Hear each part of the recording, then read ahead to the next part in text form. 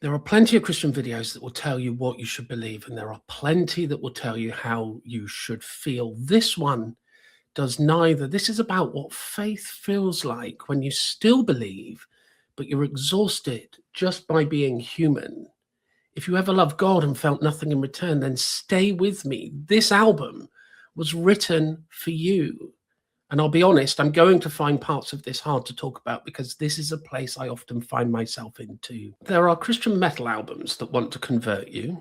They want to confront you. They want to corner you. They want to tell you what you must believe and why you must believe it and what will happen if you do not. And then there are Christian albums that want to comfort you. They want to reassure you. They want to remind you of your victory. And they want to insist, sometimes loudly, that everything is ultimately fine. And then there is Lament for the Weary. And this album does neither of those things. It does not preach at you. It does not celebrate victory. It does not sound like Sunday morning worship. Instead, it sounds like the book of Job set to thrash and doom metal. It sounds like a believer at 3:30 in the morning, staring at the ceiling, aware of God, but unable to feel him at all. Not doubting salvation, not rejecting Christ, just too tired to carry on. And that exhaustion, not doubt, not rebellion, not heresy, is the theological heart of the album. That's what makes Lament for the Weary one of the most theologically interesting Christian albums ever recorded. Not because it tells us how to live, but because it tells us how it feels to live. And that distinction matters far more than we often realize. The most extreme metal music is about the battlefield outside. It's about armies and demons and cosmic war and armor, weapons and apocalypse. And the struggle is externalized. The enemy is visible and victory is imagined as domination. But Lament for the Weary shifts the landscape because the battlefield is not external. The battlefield is within. The battlefield is internal. The war is not in the clouds or the underworld.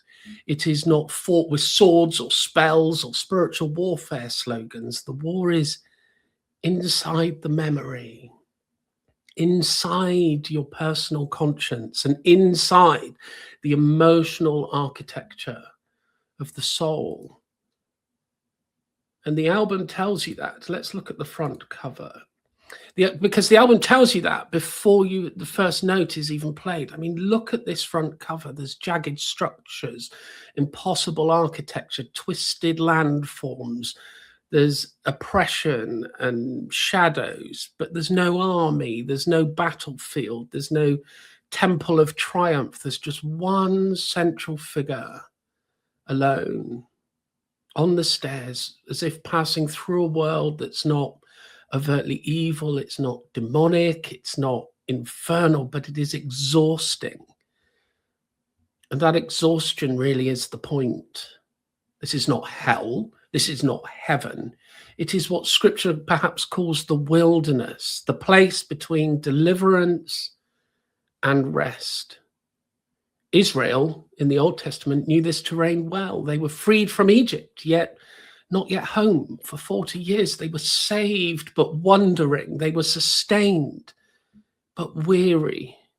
And the wilderness is where faith is tested, not by persecution, but by just enduring and duration and time.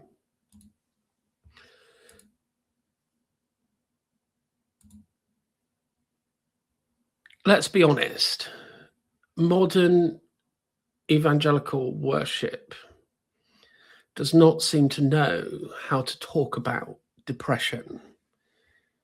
It knows how to talk about victory, and it knows how to talk about purpose, and it knows how to talk about joy, but it does not know how to talk about the despair that lingers. If you go to church and say, I love God, but I am mentally collapsing, you'll be met with solutions and not understanding. So often they'll say, sing louder, pray harder, claim victory, rebuke fear, find joy, read more scripture, stop doubting. All of which assume the same thing, that despair is always a spiritual failure. But I don't think scripture makes that same assumption. Elijah collapses under a tree and asks to die after his greatest victory. David writes psalms of abandonment while still trusting God.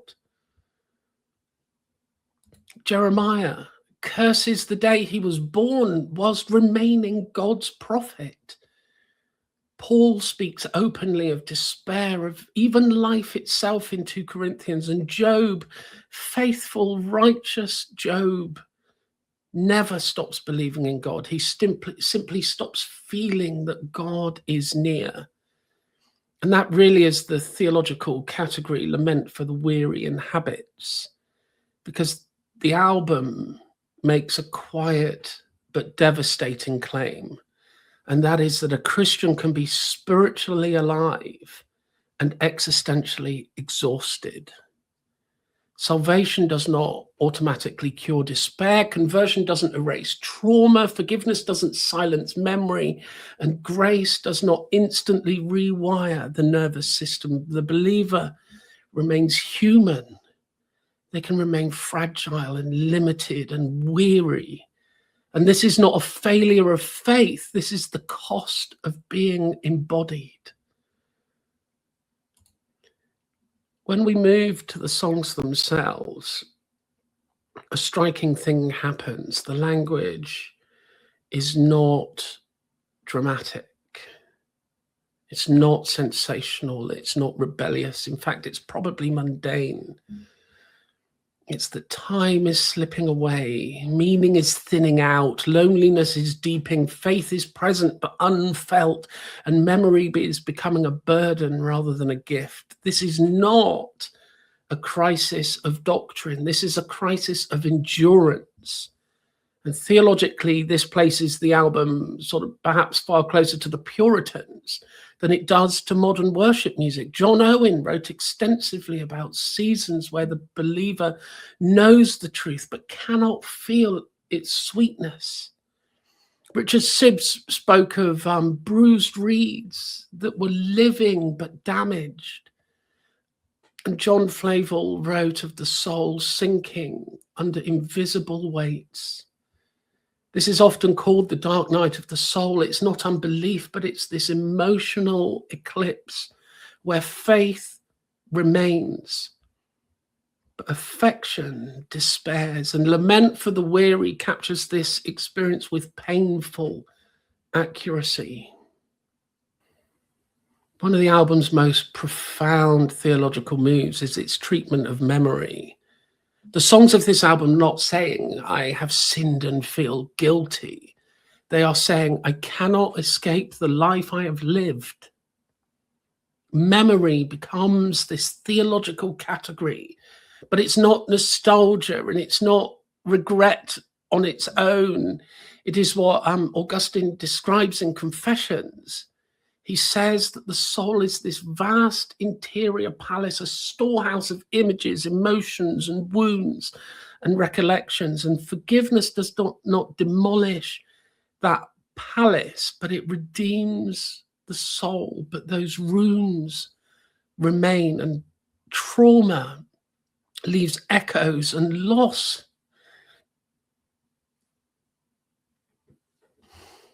leaves shadows. Past selves do not vanish. And modern evangelicalism tends to treat salvation as like this narrative closure. Augustine did not, and neither does Lament for the Weary, this Seventh Angel album, because here memory is more haunting rather than resolved. The believer lives inside a story that continues to speak back at them. And this isn't weakness, but some form of honesty that perhaps has gone missing. Full of Blackness is not about demons or an external evil. It's about a fallen mind. Sin in Scripture is not merely moral failure. It's a distortion, a disorientation, an alienation. And the believer says, I know God is real, but I cannot feel him. The vision is clouded, the affections are bruised, and the perception is broken. This is not intellectual doubt, but it is rather emotional numbness. And the Puritans might have called this sort of the melancholy of the regenerate, the state where belief remains intact, but joy is inaccessible. You can recite doctrine, you can affirm truth, you can worship outwardly, but you still feel internally dead. This album does not stigmatize that condition, but it dignifies it. The title track, Lament for the Weary, is its theological center, and this is where the album becomes explicitly biblical. Lament is not a failure of faith. Lament, rather, is faith refusing to be dishonest. Job never stops addressing God. The psalmist never stops praying. Jesus himself cried out in abandonment. Lament isn't walking away, it's clinging on with bleeding hands. This is worship stripped of consolation. It's not praise, it's not triumph, it's not certainty. It's just a prayer that continues because stopping would be worse. This is a theology of tears. When the album turns, it does not turn towards optimism. It turns towards eschatology. Secure in eternity and farewell to human cries do not promise improvement. They promise a complete replacement. Heaven is not life plus happiness. Heaven is life ended and remade. Paul says to depart and be with Christ is better by far. And Revelation says tears will be wiped away. They're no longer going to just be, tears aren't going to be just let out or managed. They're going to be wiped away. This is the hope of finally seeing God without distortion. The healing of perception itself. Salvation is not emotional wellness now. Salvation is rest, finally, in the end.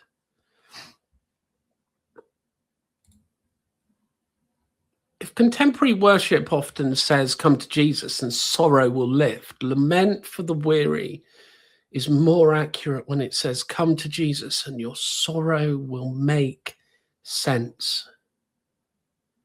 Christianity is not the removal of weariness. It is finding meaning in that weariness. It's the meaning. Christianity itself is the very meaning of weariness. It is when we begin to understand it. Heaven is not sort of bonus content. It is the resolution of the human condition. And that voice is desperately needed, not because it offers answers, but because it tells the truth. No miracles required. No emotional highs demanded. Just the long walk home through a weary world until memory is quiet and the soul rests in God. God bless.